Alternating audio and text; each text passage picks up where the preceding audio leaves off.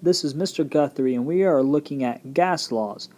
The next law we're going to talk about is Charles's law, better known as by the equation V1 over T1 equals V2 over T2. Again, as I do in all my examples, I'm going to use what we did in class as the example. So again, if you're following along or unsure as to what your notes are saying, make sure you have that out alongside everything, and we will work on figuring this out together. So here's the question we have. A 2.3 decimeter cubed sample of oxygen gas is at 14 degrees Celsius. What will the volume of the gas be at 98 degrees Celsius? So again, as we always do, we really just kind of set this up by writing out what the problem tells us. So I know 2.3 decimeters cubed. 2.3 decimeters cubed. That is representative of a volume, and that's my first volume. And at that exact same moment of time, that volume of oxygen gas has a temperature of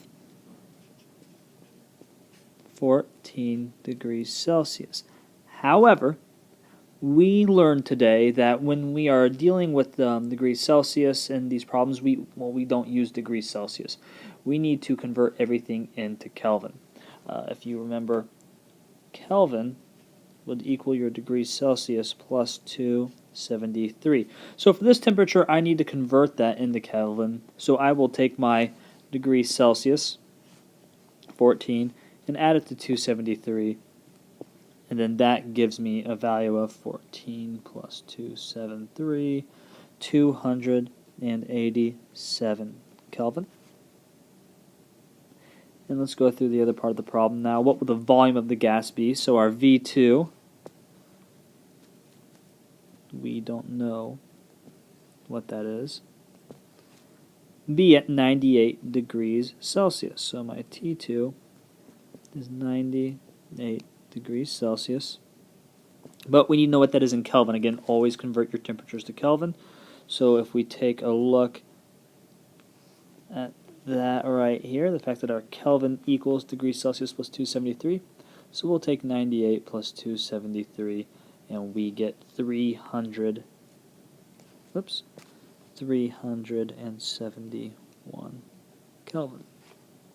All right, our problem is set up. We know what we need to do. Now we just really got to plug it in and do the algebra.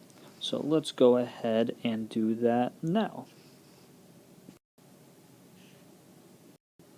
So again, V1 over T1 equals V2 over T2. So let's plug in the numbers that we had put for these earlier.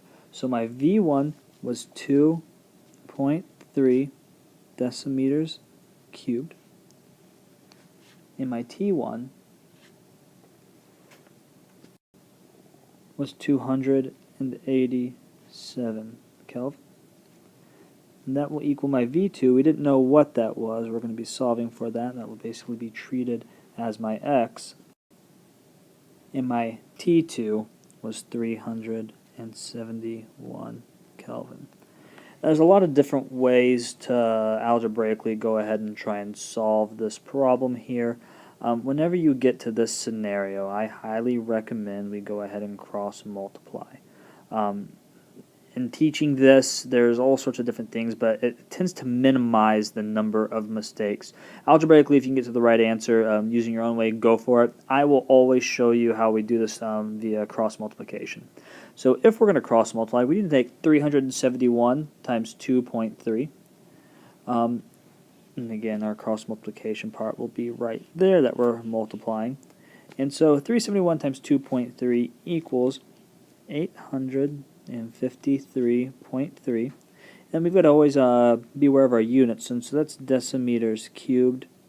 We multiplied it, so it's times Kelvin. Nothing cancels out since we're multiplying two different things. And then we also need to cross multiply the other way here. And so we'll take 287 Kelvin times V2, and that gives us, well, 287 times V2. This is a very familiar format to us. We know we need to solve for V2, so we got to get rid of the number that's with it, get it by itself. And so algebraically, we need to divide that 287 Kelvin out of there. what you do on one side, you do on the other, so we will have 287 Kelvin there. Now paying attention to what cancels out, 287 Kelvin is canceled out. Also notice my units of Kelvin on the left side of the equal sign have canceled out.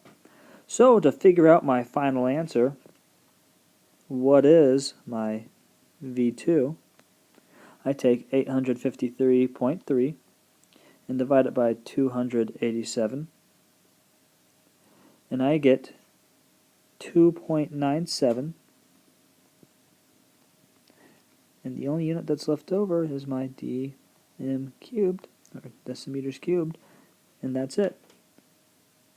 And this makes sense because this is a directly proportional situation. The volume and Kelvin temperature are directly proportional.